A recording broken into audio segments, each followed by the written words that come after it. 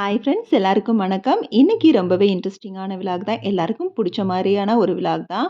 அதோட எப்பவும் போல ஒரு சமையல் ரெசிபியும் ஷேர் பண்ணியிருக்கிறேன். இது யூடியூப் பார்த்து நான் ட்ரை பண்ண டொமேட்டோ சட்னி தான். ரொம்பவே டேஸ்ட்டாக இருந்துச்சு. ஒரு பேனில் நல்லெண்ணெய் ஊற்றி 2 ஸ்பூன் கடலைப்பருப்பு, 1 1/2 ஸ்பூன் உளுத்தம் பருப்பு, அதோட காரத்துக்கு வத்தலும் சேர்த்து ஓரளவு கோல்டன் ப்ரௌனா அந்த வாசம் வர வரைக்கும் நல்லா வறுத்தெடுத்து வேற பிளேட்ல மாத்திக்கலாம். இப்போ அதே பேன்ல கொஞ்சமா தேவைன்னா இன்னும் கொஞ்சம் நல்லெண்ணெய் ஊத்திட்டு ஒரு 8 பழம் அளவு தக்காளி பழம் கட் பண்ணி போட்டிருக்கிறேன். அதோட பூண்டு, கருவேப்பிலை சேர்த்து நல்லா வதக்கி விட்டுக்கலாம்.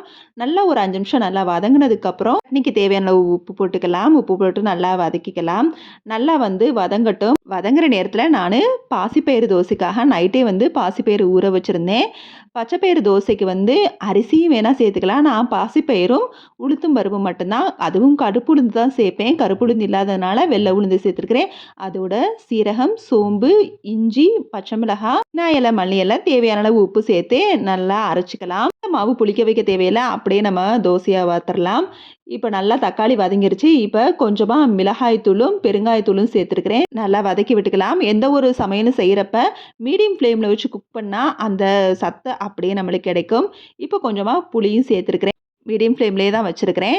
இப்போ அந்த பாசிப்பயிருக்கு அந்த அரைச்ச மிக்சர் ஜார்லேயே தண்ணி ஊற்றி தண்ணி சேர்த்துருக்கிறேன். தக்காளி இங்கே நல்லா மசிஞ்சு வந்துருச்சு. கொஞ்சமாக சீரகமும் சேர்த்து கலந்து விட்டுட்டு அதோட வெல்லம் சேர்த்துருக்கிறேன். வெல்லம் சேர்க்குறப்ப எல்லா சுவையும் கொஞ்சம் தூக்கலாக கொடுக்கும். இப்போ நல்லா சட்னி ஆற வச்சு அரைச்சிக்கலாம். இது ரொம்ப மையாவும் அரைக்கலாம். அப்படி இல்லைன்னா கொஞ்சம் கொரகருப்பு தன்மை இருக்கிற மாதிரி அரைச்சோம்னா செம்ம டேஸ்ட்டாக இருக்கும். நான் கொரகருப்பு தன்மை இருக்கிற மாதிரி கெட்டி சட்னியாக தான் அரைக்கிறேன். செம்ம டேஸ்ட்டாக இருந்துச்சு. கண்டிப்பாக நீங்கள் ஒரு தடவை ட்ரை பண்ணி பாருங்கள். நம்ம தக்காளி சட்னி வெங்காயம், பூண்டெல்லாம் போட்டு தான் நம்ம செய்வோம். இது ரொம்பவே டிஃப்ரெண்ட்டாக செம்ம டேஸ்ட்டாக இருந்துச்சு. எப்பவும் போல் நல்லெண்ணெய் ஊற்றி கடுகுந்தம் பருப்பு, கருவேப்பிலை போட்டு தாளிப்பும் கொடுத்துக்கலாம். தாளிப்பு நான் நிறைய தண்ணி ஊற்றலை. கொஞ்சமாக மிக்சர் ஜாரில் அலசி தண்ணி ஊற்றுனது தான், அவ்வளோதான். சூப்பரான தக்காளி சட்னி டிஃப்ரெண்ட் டேஸ்ட்டில் ரெடி ஆயிருச்சு. இதுக்கு நான் தோசை தான் ஊற்றுறேன். கொஞ்சமாக தேங்காய் சட்னியும் ரெடி பண்ணியிருக்கிறேன். நம்ம எப்போவுமே ஒரே மாதிரி எல்லா டிஷ்ஷையும் ரெடி பண்ணாமல் அப்பப்போ இந்த மாதிரி கொஞ்சம் வெரைட்டிஸ் காட்டினா டிஃப்ரெண்ட்டாக இருக்கிறப்ப கண்டிப்பாக குழந்தைங்களும் வீட்டில் இருக்கிறவங்களும் விரும்பி சாப்பிடுவாங்க. பாசிப்பயிறு தோசை நான் கொஞ்சம் வெயிட் லாஸ் ப்ராசஸில் இருக்கிறதுனால எனக்கு மட்டும்தான் பாசிப்பயிறு தோசை ரெடி பண்ணேன். வீட்டில் இருக்கிறவங்களுக்கு அரிசி மாவு தோசை தான். அவங்களுக்கு தோசை ஊற்றி கொடுத்துட்டு எனக்கு இந்த ப்ரஷ்ஷில் கூட நான் லைட்டாக கூட எண்ணெய் வைக்கல. அப்படியே தேய்ச்சி மட்டும் தான் எடுத்துகிட்டு பாசிப்பயிரை நல்லா வார்த்தெடுத்தாச்சு. அதுக்கப்புறம் எண்ணெய் கூட நான் ஸ்ப்ரே பண்ணியும் விடலை. அப்படியே கொஞ்சம் நேரம் மீடியம் ஃப்ளேமில் வச்சு மூடி வச்சு எடுத்தோம்னா சூப்பரான பாசிப்பயிறு, அதாவது ஃபுல் ப்ரோட்டீன் உள்ள ஒரு தோசை. கண்டிப்பாக வெயிட் லாஸ் ப்ராசஸில் இருந்தாலும் சரி, இல்லை குழந்தைங்களுக்கும் இதை ஹெல்த்தி தோசையாக சின்ன வயசுலேருந்தே கொடுக்க பழகிட்டோம்னா நல்லா அவங்களும் பிடிச்சி சாப்பிட ஆரம்பிச்சிருவாங்க. பிரேக்ஃபாஸ்ட்டை முடிச்சுட்டு கிச்சன்லாம் க்ளீன் பண்ணி முடிச்சுட்டு எல்லாத்தையும் அந்தந்த இடத்துல எடுத்து வச்சாச்சு. மீஷோலேருந்து ப்ராடக்ட்ஸ் 2, 3 ப்ராடக்ட் ஆர்டர் பண்ணியிருந்தேன் கிச்சனுக்காக. அது கிட்டத்தட்ட ஒரு 2, 3 டேஸ் ஆச்சு. எப்போவுமே உடனே ஓப்பன் பண்ணிடுவேன். ஓப்பன் பண்ணிவிட்டு அது ஏதாவது டேமேஜாக இருந்தால் நான் அதை உடனே ப்ராடக்ட்டை திருப்பி அனுப்பிச்சிருவேன். ஆனால் இந்த தடவை கொஞ்சம் லேட் ஆனதுனால ஓப்பன் பண்ணவே எனக்கு லேட் ஆயிருச்சு. பட் இருந்தாலும் கொஞ்சம் பயந்துட்டு தான் ஓப்பன் பண்ணேன். ஆனால் நான் வாங்கின எல்லா ப்ராடக்ட்டுமே ஒர்த்தாக தான் இருந்துச்சு. இந்த ஷாப்பிங் போர்டு கிட்டத்தட்ட ஒரு வருஷத்துக்கிட்ட நான் நினச்சிட்டு இருந்தேன். ஆனால் வாங்கலை, கொஞ்சம் எக்ஸ்பென்சிவாக இருக்குங்கிறதுக்காக. அதனால் நியர்பையில் நான் ஷாப்பிங் போர்டு வாங்கினேன். ஆனால் ஒரு 200 கிட்ட வாங்கினதுனால அது வேகமாகவே எனக்கு வேஸ்ட்டாக போச்சு. அதனால் இதுவே வாங்கிடலாம் அப்படிங்கிற மாதிரி ஆர்டர் போட்டேன். செம சூப்பராக இருந்துச்சு. பார்க்கவும் ரொம்பவே அழகாக இருந்துச்சு.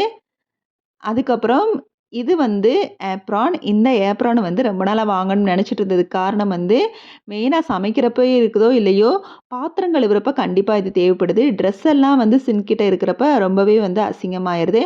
நம்ம என்னதான் அப்பப்போ போய் டவலில் துடைச்சாலுமே அந்த பாத்திரம் வாஷ் பண்ணுறப்ப அந்த தண்ணி பட்டு ரொம்பவே ட்ரெஸ் அழுக்காகுது. அதுக்காகவே இது மெயினாக ரொம்ப நாளாக வாங்கணும்னு நினச்சிட்டு இருந்த ஒரு பொருள். பார்க்கவுமே ரொம்பவே லுக்காக இருந்துச்சு. ஸோ ஆர்டர் போட்டுருவோம் அப்படிங்கிற மாதிரி இதை போட்டு வாங்கிட்டேன். இதை நான் வியர் பண்ணியும் பார்த்தேன். சூப்பராக இருந்துச்சு. அப்படியே ஒரு செஃப் ரேஞ்சுக்கு இருந்துச்சு. சரி, செஃப்பாகவே நினச்சி இதை போட்டுக்குவோம் அப்படிங்கிற மாதிரி போட்டு ட்ரை பண்ணேன். கிளாத்துமே கொஞ்சம் காட்டன் மாதிரி தான் இருந்துச்சு. ரொம்பவே ஒர்த்தாக இருந்துச்சு. கண்டிப்பாக இதை இருந்தால் நீங்களும் ட்ரை பண்ணி பாருங்கள். ரேட்டுமே ரீசனபிளாக தான் இருந்துச்சு. அடுத்ததா இது கிச்சன் டவல். இந்த டவல் கிச்சனுக்காகவே மெயினாக வாங்கினேன். எப்போவுமே கிச்சனில் ஒரு துண்டு தான் டர்க்கி டவல் மாதிரி போட்டு வச்சுருப்பேன்.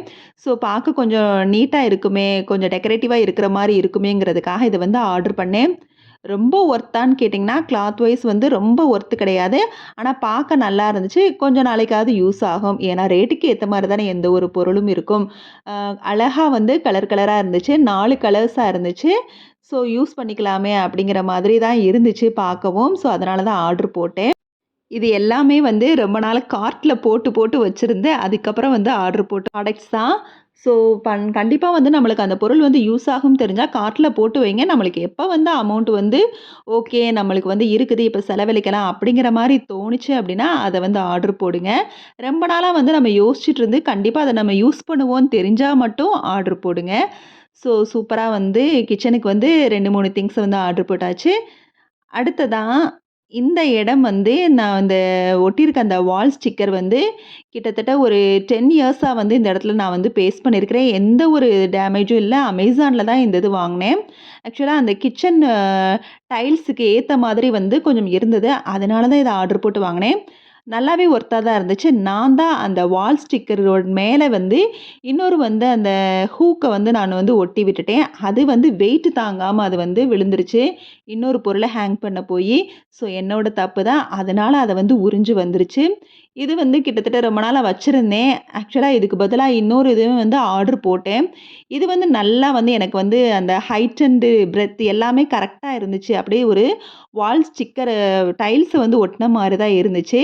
அதுக்கப்புறம் இது வந்து அது உறிஞ்சு வந்ததுக்கப்புறம் இத ஆர்டர் போட்டு கிட்டத்தட்ட 1 வருஷம் ஆகும்னு நெனைக்கிறேன். நான் வீடியோல கூட ஷேர் பண்ணியிருப்பேன். இது வந்து என்ன அப்டின்னா, அந்த ஹைட்டுக்கு எனக்கு கரெக்ட்டா வரல. கொஞ்சம் கம்மியா இருந்துச்சு. அதனால எனக்கு இத ஒட்டவே மனசு இல்ல. மடக்கி போட்டுட்டேன். ஆனா எந்த ஒரு பொருளையும் டக்குன்னு யோசிக்காம தூக்கி போட மாட்டேன். அப்படியே மடக்கி வச்சிருந்தேன்.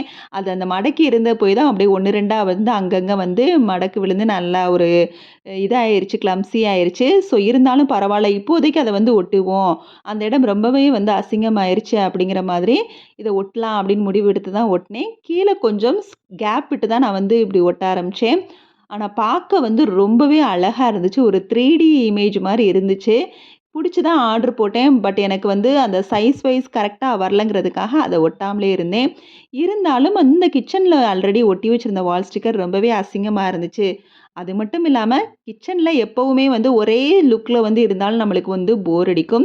இந்த மாதிரி கொஞ்சம் செட்டப்ப வந்து அப்பப்ப நம்ம பொருள வந்து மாத்தி வைக்கிறது. ஏதாவது ஒரு விஷயங்கள் நம்மளுக்கு பிடிச்ச விஷயங்கள வந்து ரொம்ப நாளா ஆனாலும் பரவால்ல, கொஞ்சம் சேர்த்து வச்சு அந்த பொருள வாங்கி அந்த இடத்த டெக்கரேட் பண்றதுன்னு வச்சு பாருங்க. உங்களுக்கே செம்ம இன்ட்ரஸ்டிங்கா இருக்கும். ஒரே மாரி இருந்தா எந்த விஷயமுமே போரா தான் தெரியும். ஸோ செம்ம இன்ட்ரஸ்டிங்கா மாத்தி பார்க்க சின்ன சின்ன சேஞ்சஸ கிச்சன்ல மட்டும் இல்ல, உங்க ஹோம்லயும் செஞ்சு பாருங்க. Okay, bye. Thanks for watching.